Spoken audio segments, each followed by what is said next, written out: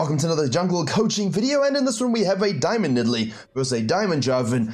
Let's see why she is obviously the most difficult jungler in the game, as voted by you, the people, on my Twitter, but also everyone knows this. I've said this for years, and everyone else knows that unless a Nidalee player has hands, most of the time, you know, it's not going to work. Now, I'm sure some of you have good win rates with Nidalee and Gold and Platinum and other ELOs, but if you were truly good at Nidalee, you would be getting to Master Tier, right? So we're going to look at how exactly that works in this particular ELO range, as we leave a ward here in case Jarvan decides to do some cheeky level 2 cheese. Obviously, there was some invades here that we saw kind of get a bit of a whiff of from the enemy team, and also what you can do against a Nidalee to kind of keep your advantages going such that you actually win the game, because Nidalee is weird. Could she invade you and kill you? Yes. Could she only gank and cheese you?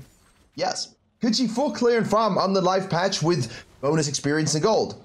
Also, yes. So how do we reconcile those things together? Now, this ward here lets us see that the Jarvan took this and dragged this, so we know he's doing this. What do you think Jarvan can do from this perspective of this delayed invade to keep his advantage over the Nidalee? Well, and don't forget, my jungle improvement PDF is still free and will always be free on my website, Furkai.gg. You can just download that by entering your email, of course. And we have the silver course out and the gold course out. Diamond course will follow, the platinum course will follow, along with the bronze course next Friday. So get all of your jungle courses from Furkai.gg, everything you need to know to climb through your ELO and your MMR, as well as our one-on-one coaching and our coaching VOD library. Furkai.gg is a jungler's paradise. Keep his advantage over the Nidalee. Well, cross mid lane, push her off this and do this and this, but it's a top lane Akshan, which means he'll have Prio. It's a new wave clearing LeBlanc versus a buffed Fizz. LeBlanc should be able to have that Prio as well. So from the Nidalee's perspective, if the Jarvan does this, this could be interesting. So she says, look, I know this is happening, I see this is happening, I'm gonna go ahead and do blue straight into the red buff. Let's observe to see what the wave looks like with the Jarvan, or does he instead decide to go bottom lane? Nope. As expected, he is going to try and protect his red side from the Nidalee. Now, does he go straight to Raptors, or does he go directly to the red and kill the Nidalee? The Nidalee has to be very, very cautious about this. And obviously, the bonus here is the... yes. The bonus here is that the 20% damage reduction to enemy jungle monsters is removed, so the Nidalee is able to take that and get out. Huge shift, huge change. And the Jarvan should have foreseen this and known this was going to be the case. You cannot beat the Nidalee at that particular game, right? So well played by the Nidalee to say, hey, look, I'm doing this thing. It's risky. I have to do it to offset the loss that I took on the invade. But I see him crossing. I know how I'm going to get out. Most important thing when you play like the Nidalee here, how am I going to leave the scenario such that I don't die or throw an advantage? What you could have done is just sequence all the way down, accepted the fact that she lost these camps, and try to gank bottom lane. Or she could have said, hey, listen, I'm in the ELO where we're getting to the Master Tier MMR range. What if I do this? Jarvan, I see do this. Well, then I can just go ahead and reciprocate and steal his stuff and then dive the bottom lane. Also a potential plan, but that's reliant on the Jarvan actually doing what we expect versus doing something else. Because if the Jarvan decided just to use that into a blue, into a, well, that wouldn't give him 3. So he'd have to do the Gromp into a bottom lane fisting so he can fall back to the stuff. Then, you know, we lose out here. We could counter gank it for sure, but we would have preferred to take this and use the fact that we're going to have negative Prio here, and of course we can, as Nidalee, gank either of those lanes, right? So those are the kind of scenarios in Diamond you have to think about all the time. You're in real time thinking about the potential plays that can happen. We know that Jarvan's going to see this. We saw him cross here. We know he's going to sequence down again. Whether he does wolves or a whole bunch of camps, we have no idea. The Nidalee does a great job here saying, listen, I'm going to go back to base. I'm not going up to the Gromp and the wolves. Why? Because I know Jarvan's going to see there's no red. I know he's going to then sequence down to try and leverage his opportunity onto the bottom lane. So what I'm going to do is quickly snack this Krug camp, give myself level 3, and then I'm going to counter gank it should he show. If he doesn't show, then I can push an invade and do all those good things, especially if he shows top lane. They kill each other. Good. Degenerate champion to degenerate champion. No one cares what happens to the Akshan or the Tahm Kench. We only expect them to have pain. Lots of pain. Now, the Jarvan showed bottom lane here, still without a blue. So we know the blue is available, right? We know he's then going to be obsessed with the fact that he probably wants to defend this and this. So Nidalee now says, haha, let's exert some pressure. Because that's what we want to do, right? We hit the spear, we get the dive, and we don't get the smite combo. Unfortunate, unlucky, but again, this is the high pressure, high risk play that we need to kind of use as the champion. And good Nidalees will always look to do this kind of stuff. Look at this, using a ranged advantage, misses a spear. We can always swap back because, of course, it's Nidalee. So map scaling, mobility, swiftiness, flow, all of those things are good. Here we have a second spawn Raptor Cap. That's great. Andy going back in vision. They've warded this protection. The Jarvan's here. There's nothing up. So most likely he's going to swap all the way back around here or cut in and do this. We don't know yet. So we're going to do this. There you go. He did exactly that. He crossed over. Now Nidalee can counter gank this if she wants. It's a Fizz with a crashing wave. Therefore, he will just carry on his business. Now, he's not going for this. The Nidalee shadows up and matches this pressure here. So if he does decide to go for this, we now have the 2v1, actually 3v1 advantage over this. The Jarvan has to know this. So he has to basically say yes, yes. That's all he can do. And that's why, when you're jungling at this high level, and you're playing a Nidalee like this, sure, we're compromising our own experience gain, but we're playing the denial game for the next move, the next move, the next move. And it doesn't matter, as long as I can keep control of the rivers, I can always fall back to my camps here. So Jarvan does his Raptors, we'll track that, +4 CS as he re-shows. He goes and checks the Scuttle Crab, it's done, we know it's down. He could just be warding. From his perspective, just do your Krugs. Hold this or gank this, depends on what happens. Obviously his Akshan got the kill, but if Tahm Kench killed the Akshan, we can hold that as well. Reduced experience is a thing now, but it's still some experience, and especially if you've got nothing else going on. So Nidalee uses her pressure, her mobility, her ranged component to counter gank, to kill, to shove off. Doesn't get it, but that's fine. We disengage, we take this, we shadow. We don't give him anything for free. We say, go back into your jungle. Now we can loop back down into our blue side and reset. So you're seeing how we're applying this principle aggressively, but at the same time, we're maximizing our golden experience by always controlling, denying, and then falling back and snacking, reset. Now we can look outward again. Yes, it's 6 minutes. Yes, we're level 4. Yes, this is not like high-level jungling where we're sequencing and destroying everybody, but we're playing the jungle game. The jungle tracking 1v1 game. This is the game within the game. Jungling in this elo is often the game within the game. So we know Jarvan does this. He shows up here. He goes back over here. He's probably going to do this. He's most likely now either going to shadow down and run around doing random things, cross over again, or he should reset and just come straight back down to the bottom lane. We don't know exactly what he's going to do. We have no idea. So we see him here. He still has that singular longsword. So we know that the guy just looped back around, which, you know, you got 975 in pocket. You could have gotten a pickaxe. Like, once you finish this and you can see that this is not gankable, you know she's falling back here. You know this is fine. Like, just reset and go down. I don't know why we would necessarily cross all the way over. You see, like, look at this. This is what happens. He does this. He shows here. We know that's gone. No reason to check. He's going to do his Krugs. All right. Just go ahead with your 732. And I know he's clearing the ward here, and we're going to the wolf camp here, but, you know, it's a little bit spaghetti for me. Because we're showing again, we're showing where we're going. I know we're getting 5. I understand this, but this pathway here is not so good. Because we know the Nidalee most likely is going to fall back to this before quadrant resetting, because she hasn't really spent her gold, right? Because she went back to base really early here, so she's kind of compromised in that sense. She's going to come back with itemization spent. We want to maximize that gold expenditure so that if we do meet in the bottom lane again, we have the advantage. Let's see what happens. This way I'm thinking out loud. It's how I'd be thinking in game, to be honest with you. I don't like this spaghetti path thing. I know we wanted the Wolves in 5, but you could have done the Wolves in 5 after basing as well. Now we show up here. Blue is pushing. We're going to go in here. Oh, that was a nice route. Nidalee shows up for the counter gank again. And now you're compromised. Now the Nidalee presses tab, knows you didn't spend your cash money gold. Why would you walk in front where you know a Nidalee is and get pre-chunked? Now, Rakan goes back in. Zai's going to go and kill the Annie from this. We get the assist as a Nidalee. He's shadowing. Now, of course, a Nidalee can basically just do this because she knows you're going to fall back to your Grump. She can also go and lane up the LeBlanc. So, fortunately for the Jarvan, and we see this. Fortunately for the Jarvan, right? Oh, the Rakan. See the difference in supports.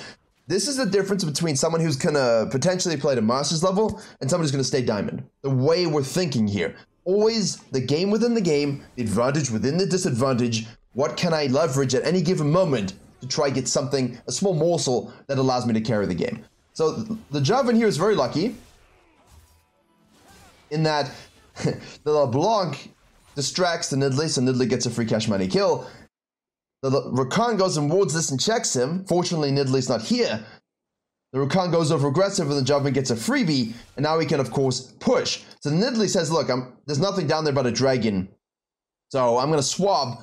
And because it's the new reality, the new meta, we can counter jungle again. Why don't I go ahead and counter jungle your red side while you're busy doing that? Oh, wait a second, Akshan looks kind of primed for the good stuff. And he has no mana. Oh boy. Dumb laners. You gotta track this as a laner 100%. The Jarvan spent all this time shoving and getting a plate. Rakan is basically gonna go in on the Annie because they spent way too much time doing this. Again, absolute fundamental basics not being adhered to. The Fizz rotates down. We get the nice ult on the Rakan there because he levels up early. We get the double knock up on the Varus afterwards. Can we snack the kill? Can we snack the kill? Can we snack the kill? It's crashing. Can we do it? LeBlanc's rotated. The Nidalee says, well, I'm doing my blue side. There we go. And now we're just doing a blue side. No concerns, I'm relaxed. As Nidalee, I'm relaxed. There we go, 2k in pocket. The Jarvan's obviously going to go back to base. Could we have swapped to this? Yes, but obviously Jarvan could reset and maybe collapse in on us. Fizz is down bot lane. There's no point doing and wasting our time on a Herald that could be coin flipped negatively. And I'm not feeling the stress because I know I can stack that afterwards. So I'll just do my blue side quadrant, which is safe. Reset gold. Now what I can do is either go straight back down to the bottom side, focus this lane, snowball this lane, focus this, counter jungle this, and take this. Or I can go and contest and fight this. But I think at this point, she's going to give it up. Yeah. There's just no reason. You know, with mid bot lane, everyone resetting, it's just too risky. And in a low elo game, most likely what you guys are going to do is go ahead and do this sucker, and then get collapsed on and killed. And then you're like, oh, it's my team. No, it's always your decision. 4 camps for the price of 1 Herald. And most of the time, the jungles you're playing against are going to misuse it. And the Jarvan is really not in the best situation here. He's up 4 CS now because of the Herald. He's going to snack it. He walked over Vision. We see this. So basically, the Varus is moving up here thanks to this deep ward. We can see this. Jarvan's most likely going to try and look to dive and use it here. That gives us the opportunity to try and kill the Annie. He's going to activate it. We have the range component in the Akshan. The spear is obviously being dodged by the Annie. Nice first champion. Let's just fall back and do the dragon. If they decide to fight, we win. The Jarvan's going for this. Of course, new for 2023 is the fact that that does not kill the turret. And it has more resistances, more gold. So we'll just go ahead and counter snack this. Because his bottom lane, was defending, Nidalee can't just walk in and take camps. If they're all in lane and you can kind of gank it and then do this and then fall back to this, that's great. Because now the Jarvan will come. 99% use kill him. We'll snack this. He's just crossing now. He has no real purpose. We're not going to counter jungle here. Varus is doomed. Snack that one from the ADC. I like it. You will take this little thievery movement. Can I snack this crab and get out? Nidalee says we have my Rakan's here. No, so he's forced to disengage. We know where he's going. Can we keep the pressure up with a dead ADC? I think we should. Here we go. Does he go blue? Should we just go mid lane? Rakan's moving. We see it. We're watching this as well. We're watching this as well. Which direction do we decide to go? Heal the Fizz if necessary. Up now. Hit. Ooh, distort of the wall. Akshan shows up, of course. Rakan becomes Chad Gamer, decides to go in. Spear misses. Akshan's moving, and he's rotating as well. Now we're in a bit of a precarious situation. We overcommit, and we die. So, the Rakan movement, tough to track always. Annie's reset, don't really know. You just have to make that executive decision. Here, we definitely overcommitted. Once the LeBlanc distorted, I figured we were going to kind of leave the situation, but I, too, have chased and died. Everyone chases and dies every day at every level. We just can't help it. We're junglers. We want the kills. It would have been cool to see more pressure here, but again, where's the Annie going? Where's the Akshan going? Akshan obviously from the top side, but this is going to go in here, get ulted by the Annie, level 6 finally.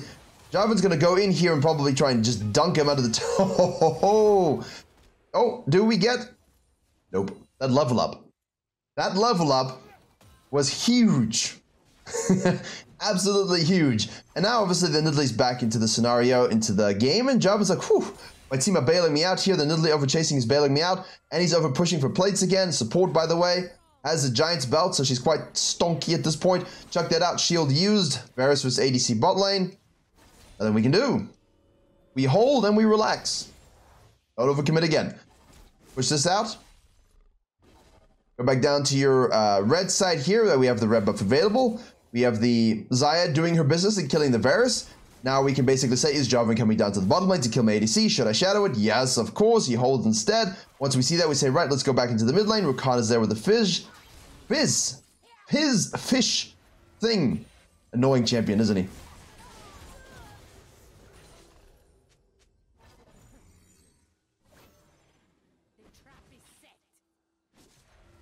Jayco's LeBlancs. We're so smart, distorting with our passives and using our clones. Ay. Anyway, we did get the kill in the end. Xayah is now trying to cheese and kill the Varus once more.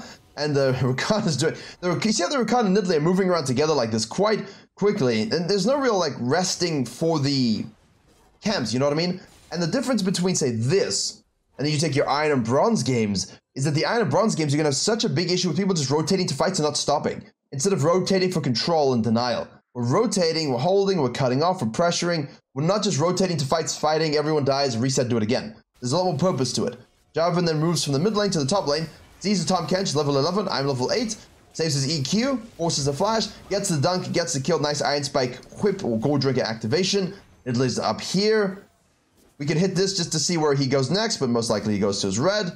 Keep farming those camps, especially now, keep them down as much as you can. Rotate when there's a high probability of success. No Jarvan moves here. We see the shove here. What do we have in pocket now? 2,000, over 2,000 gold. That is, my friends, a juicy night harvester. So we should probably go look to get that. We're watching this, though, just in case. There's the Akshan walking over a trap. Huge trap placement. This is solid so far. This is solid. Not insane, super duper snowball control, but solid jungling. Jarvan not really doing as much, but a few good moves here and there. This is level 9. This gets annied. So you guys are telling me something about gold, silver, something my team fights without me, and I've gone back to base. What do I do? Nothing. Nidalee had to reset. She had Night Harvester plus a needlessly large rod. She can go to Shadowflame, right? She's got stacks on her Dark Seal. She had to reset. Her team had to respect this. The Fizz didn't. Fizz is now down 2 levels. Cactus Jack is dominating up 2 levels on the LeBlanc, the buffed LeBlanc. Akshan has taken this, is rotating over. They're not catching up here by taking these plates. Jarvan's helping out with his E-Flag, attack speed booster, and there's a dragon spawning. But if we just let them do their thing, we come back our strongest self. We have the most gold in the game, I believe, tied with our ADC basically. Now we have all the amount spent. We can go in here, we hit the spear, we get the combo smite. Can we jump out? Please let me leave. No. Is this a worthy sacrifice? What do you think? What do you think, guys? Xayah is probably going to be rotated on by the red team. The Rakan is over here. Fizz is down bot lane. He's whacking this. You know what? I'm going to say in this particular case, if you die while stealing it, the big question always is, what happens when I'm dead? What is the trade-off here? And the trade-off currently is nothing, because we're able to take this. LeBlanc goes top lane. Our bottom lane respects it. If they die, they die. Worst case, we lose a second Herald, but I like the fact that we have the 3rd point for soul point play later on. And obviously, it's an Ocean Dragon, which is great for us. It's great for everybody. We enjoy. Now, it's a Hextech Soul, obviously, which is great. And now we're 2v2ing here. We will respawn in 3, 2, 1, and we're alive. Now we can rotate to help this out. So what's our pathing like here? Right. If we want to join mid lane, we go boom, outside in towards them. If we want to join them directly, we run straight towards them. We use Hextech Gates. If we want to kill the LeBlanc, we can float into the river, flex upside. This is obviously on the map. This is on the map. If our team doesn't need us, outside in roll.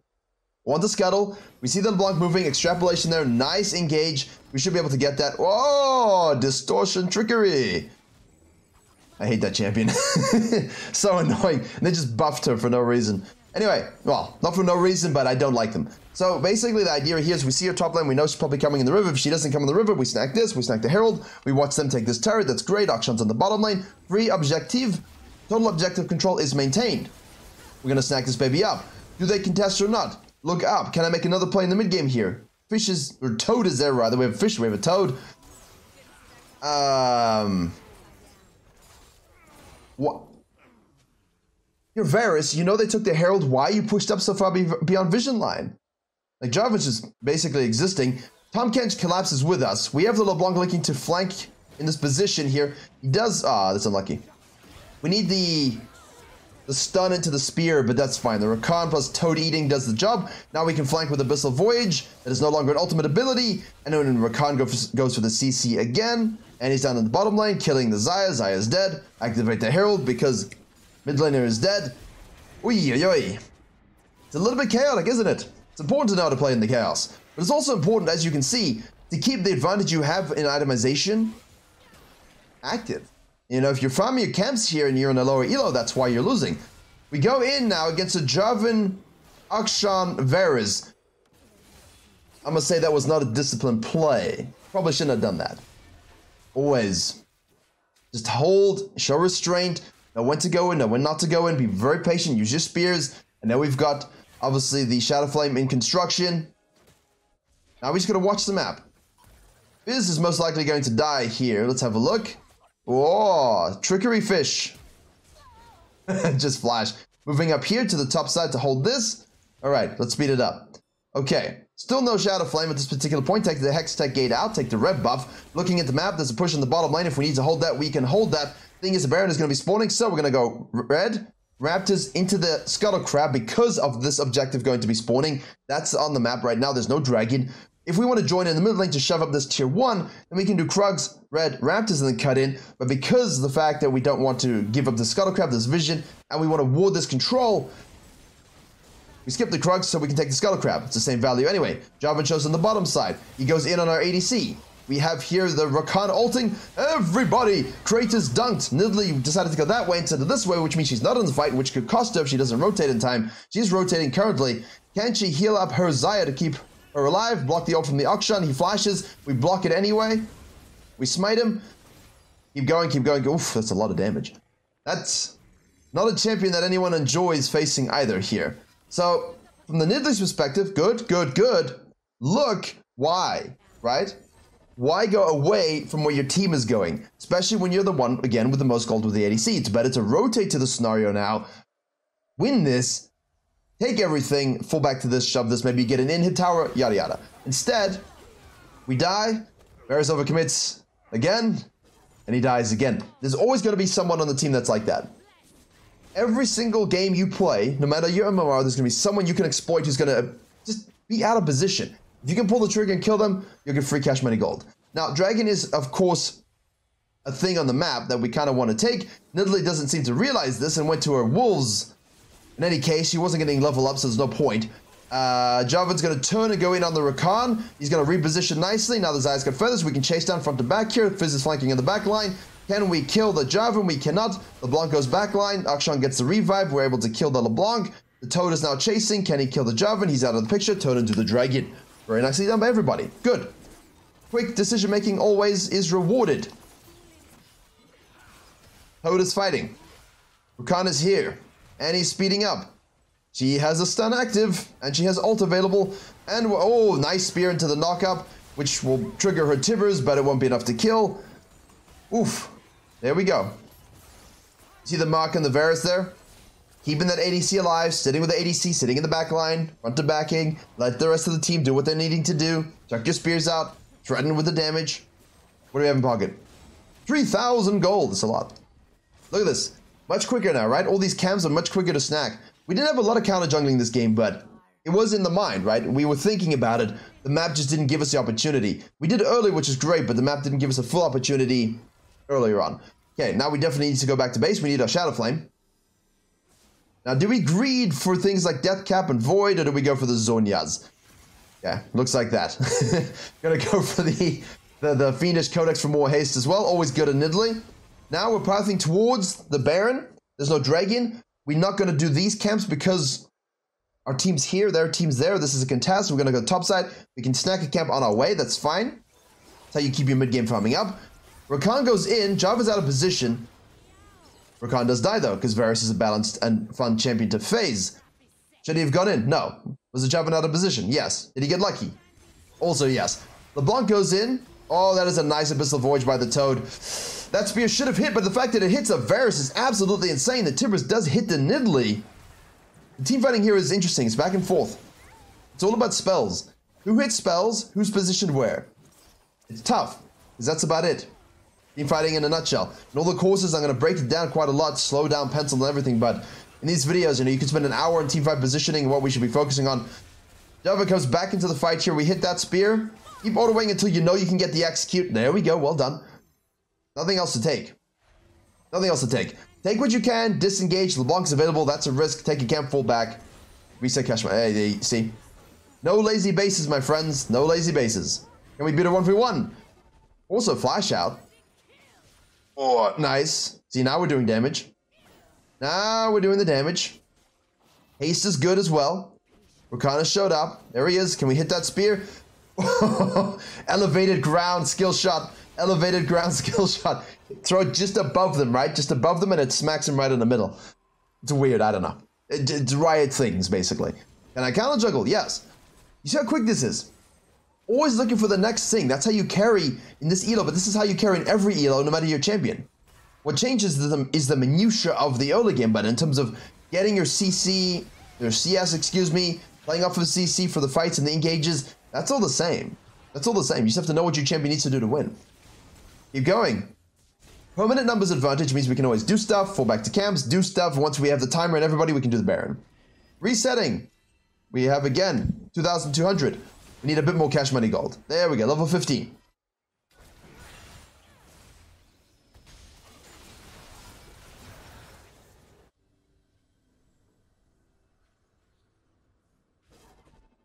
Well, we went into the Lich Bane actually instead because of that whole sequence. So you could have swapped depending. I mean, the Stopwatch would have not helped us there. The Phoenix does help us. So instead she swaps into the Lich Bane. You can rush the Lich Bane if you're snowballing as well very heavily. But we didn't quite have that good a start to rush the Lich Bane. But based upon what just happened there, the 25 stack Magi is almost, yeah, like swap into the Lich Bane. Very, very juicy item for her. Obviously want to protect this. Keep your spears coming and going. Annie around the corner there. Can we hit it? Oh, here we go. Rakan says, yes, sir. I'm going. Again, forcing the Tibbers. The spear basically hits Tibbers in the ass. Able to get the kill as well. This is just, you see, this is Nidalee, Evelynn, all these champions. What can the red team do? Nothing. They can't get onto her to kill her, and she keeps removing one of them from the fight. That's what Evelynn wants to do as well. Because when you do that, they can never set up to do anything. Now you're forcing them to make an aggressive play to contest this, and all you have to do is turn and not give Akshan a kill to revive the LeBlanc. I don't know what the Tahm Kench was doing mid lane, by the way. I don't know why he died. I mean, we want to turn here. We're just going to kill the jungle. That's the most important thing. Nice spear again. Here we go. Tough. That one doesn't hit. Doesn't matter. We don't need it anymore. We have Lich Bane. There we go. Now can we do the Baron, please? Yes, we can. Watch the LeBlanc over the wall. Keep it smart. Make sure you get the combo. There we go. Nice smite. Tahm Kench over the back of the wall. See this? It's just constant numbers advantages. They can do nothing. They're only up 3,000 gold, but it feels like you're up 10,000 gold with how they're controlling these fights. And it's all due to the Nidalee. All due to the Nidalee. And the Jarvan is just not in a position to do anything because his early game was too scuffed. And he didn't really get the advantages, which is why I don't like this kind of stuff. If the Nidalee wants to full clear, let her full clear. What can I do instead that gets myself fed that allows me to protect my jungle? Because you just Nidalee the Nidalee at her own game, and she beat you at it because she read you like a book. You know what I mean? Now he's going super duper deep. This is just a troll engage. There's no point. There's no point doing that at all. That's hey, we're losing. I don't know what to do.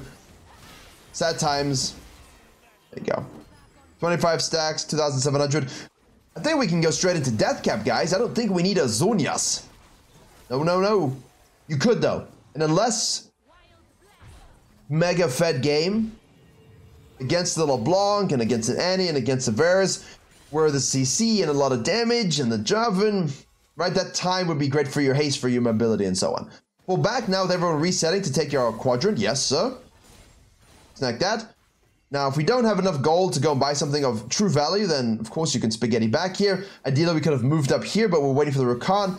Zaya's going to take the Krug camp in the river. Yes, I said that because it's the same value. Now we can shadow. There you go. See?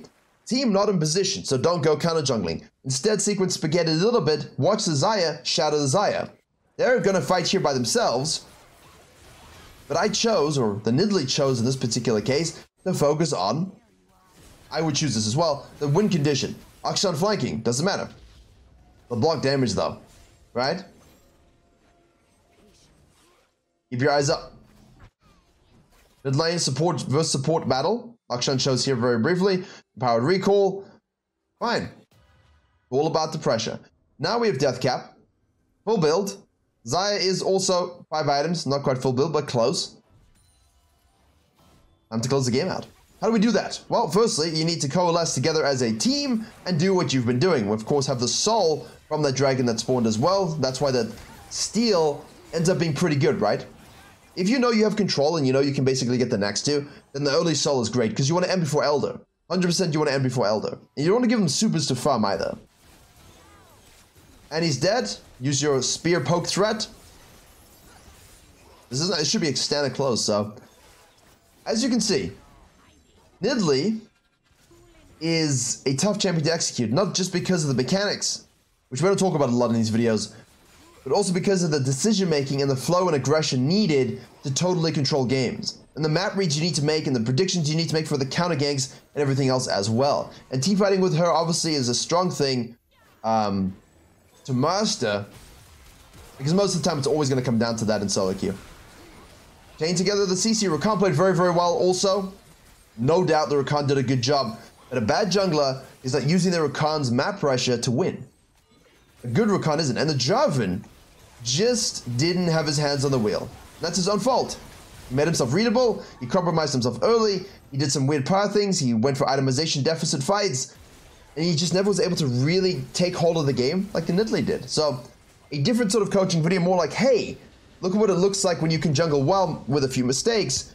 Consistency is obviously your issue, but also, hey, look what happens when you try do things that the enemy jungler just does better anyway. And a good look at the new counter jungling rules so you can see what you can get away with. Thank you very much for watching, and as always, I will see you all in the next coaching.